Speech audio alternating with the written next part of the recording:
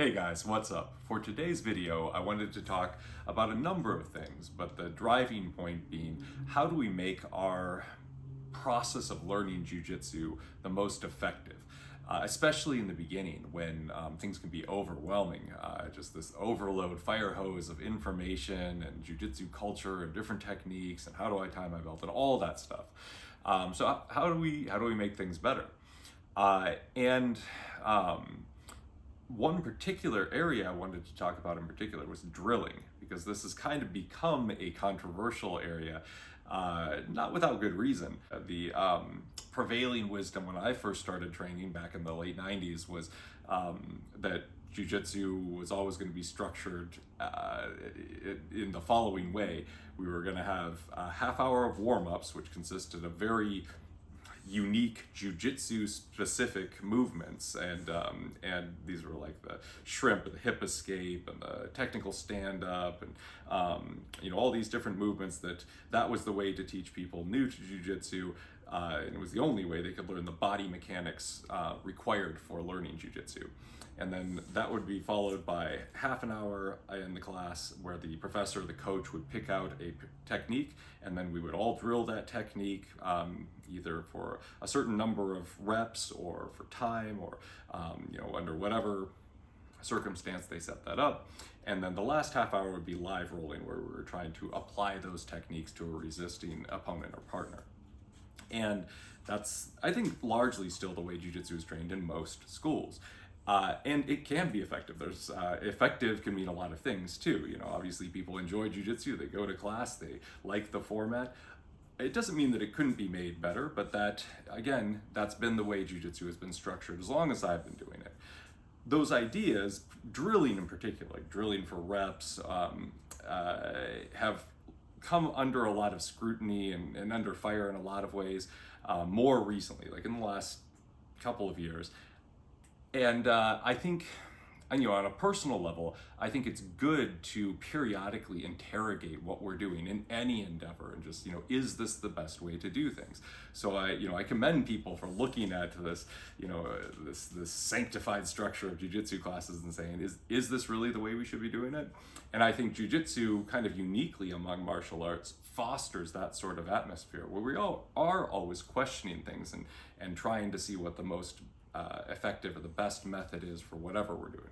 The drilling doesn't work is something that's passed around now in a lot of circles with regards to jiu-jitsu. And I don't know that I totally agree with that as a monolithic statement. I think that it can work. To that point though, for an analogy here, I think that all of us who went to high school or college have had the experience of being in a class that was just terrible. It was boring, or the instructor was not very engaging, or the subject material was very dry. Whatever capacities made it bad, it was bad. And so we spent our hour or however long in that class every day just dreading going there, being in the class and just going through the motions, realizing this is part of the requirement for graduation or whatever. And so we just have to be here. We just have to get this thing done to see this through. And that is not a great or ideal environment for learning. That if you're not engaged, you're probably not really absorbing a lot of that information. And to pull that back to jiu-jitsu then, jiu-jitsu is a voluntary activity. We go there and most of us pay money to train somewhere. So we are doing it voluntarily, and it's because we like it and we enjoy it and it gives something to us. But that being said, I think all of us that train jiu-jitsu have had the experience, either with warm-ups or with the drilling portion of the class, of just sort of dreading going in for that part. The warm-ups in particular are kind of notorious for not being that engaging or for being hard, or and not just because they're physically difficult or make us out of breath or get our heart rate up, but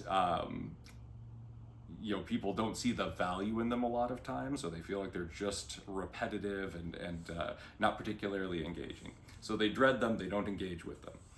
And then the drilling portion, same thing. I think all of us have, I certainly was guilty of this earlier on as a white belt, where the coach would be showing the technique, and I'm like, for the next half hour, I just have to dial this in. This is not the technique that I would pick for part of my game. It's not going to be, a big part of what I do, but I have to do it so I can get to the fun part, get to the rolling. And that is not a great way to look at it. Certainly, it's not a good way if you want to learn or absorb that. So if you're just sort of going through the motions, doing the drilling 3 times, and then your partner does it 3 times, and you're not there, present for that in a mental way, or a philosophic way even, it's not going to be very helpful to your jiu-jitsu journey. It's a self-fulfilling proposition at that point. So I do think that the critics of drilling have it right when it comes to a lot of schools or a lot of practitioners. That's their experiences. They're not engaged and the drilling doesn't work. However, I think drilling really it's a tool and it can be used effectively or ineffectively. And so the things that might make drilling work better, I think there's 3 simple ones to kind of keep in mind. One would just be the process itself. It is up to a school instructor or coach to make the drilling fun or interesting or engaging or valuable in some way to the student. So that is part of the equation.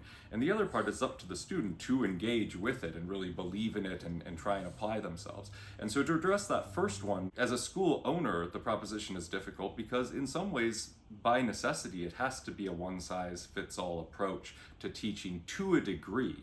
You can't tailor a class of 15 or 20 people. You can't tailor the learning in that class to each individual person necessarily. It has to be, this is the technique we're all going to work on, just in a practical sense.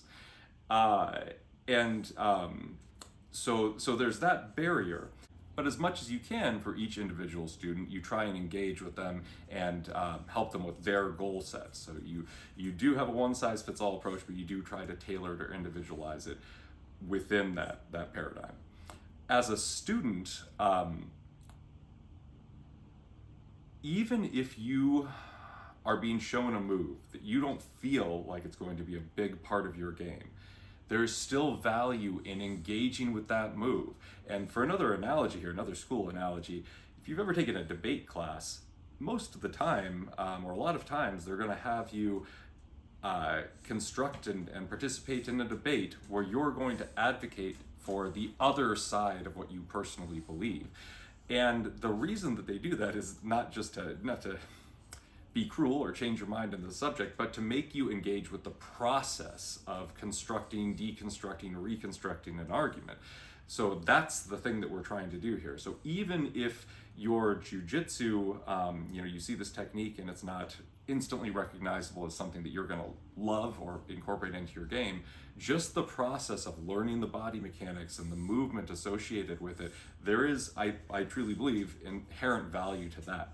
So engaging with that in the same way that you'd engage with that debate class idea. Partner selection is another part of what makes drilling work. So having somebody who is a good partner is invaluable in jiu-jitsu. You want somebody who, when you say, hey, can you give me about 10% more resistance, they're going to give you 10% more resistance, not 60% more resistance or 120% more resistance. And somebody who will provide form and structure, where they're not just loosey-goosey or spaghetti arms or falling over every single time you put any pressure on them. So this is, I think, more applicable to those newer people. But when you're newer, be a good partner. Try and figure out what your partner needs from you and act accordingly.